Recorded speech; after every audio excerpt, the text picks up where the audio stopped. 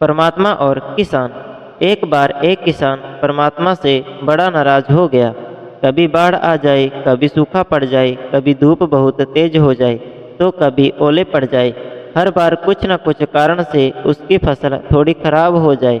एक दिन बड़ा तंग आकर उसने परमात्मा से कहा, देखिए प्रभु, आप परमात्मा हैं, लेकिन लगता है आपको खेती बाड़ी की ज़्यादा जानकारी नहीं है।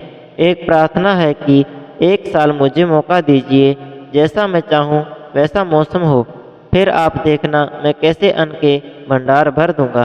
परमात्मा मुस्कुराए और कहा, ठीक है, जैसा तुम कहोगे वैसा ही मौसम दूंगा, मैं दखल नहीं करूंगा। किसान ने गेहूं की फसल बोई। जब धूप चाही तब धूप मिली, जब पानी तब पानी। तेज धूप, ओले, बाढ़, आंधी तो उसने आने ही नहीं दी। समय के साथ फसल बढ़ी और किसान की खुशी भी, क्योंकि ऐसी फसल तो आज तक नहीं हुई थी। किसान ने मन ही मन सोचा, अब पता चलेगा परमात्मा को कि फसल कैसे करते हैं। बेकार ही इतने वर्ष हम किसानों को परेशान करते रहे। फसल काटने का समय भी आया। किसान बड़े गर्व से फसल काटने गया, लेकिन जैसे ही फसल काटने लगा, एकदम से छाती पर हाथ रख कर बैठ गया।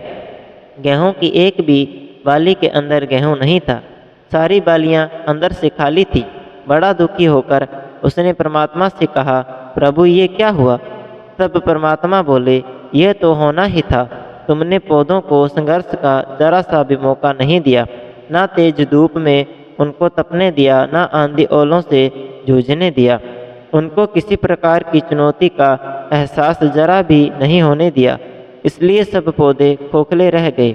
जब आंधी आती है, तेज बारिश होती है, ओले गिरते हैं, तब पौधा अपने बल से ही खड़ा रहता है। वो अपना अस्तित्व बचाने का संघर्ष करता है, और इस संघर्ष से जो बल पैदा होता है वो ही उसे शक्ति देता है, ऊर्जा देता है। सोने को भी कुंदन बनाने के लिए आग में तपने, हथौड़ी से पीटने, गलने जैसी चुनौतियों से गुजरना पड़ता है, तभी उसकी स्वर्णिम आभा उभरती है, उसे अनमोल बनाती है। उसी तरह जिंदगी में भी अगर संघर्ष ना हो, चुनौती ना हो, तो आदमी खोखला रह जाता है। उसके अंदर कोई गुण नहीं आ पाता। ये चुनौतियां ही हैं जो आदमी रूपी तलवार को धार देती हैं, उसे सशक्त और प्रखर बनाती हैं। अगर प्रतिभाशाली बनना है तो चुनौतियां तो स्वीकार करनी ही पड़ेंगी, अन्यथा हम खोखले ही रह जाएंगे। अगर जिंदगी में प्रखर बनना है, प्रतिभाशाली बनना है, तो संघर्ष और चुनौतियों का सामना तो करना ही पड़ेगा।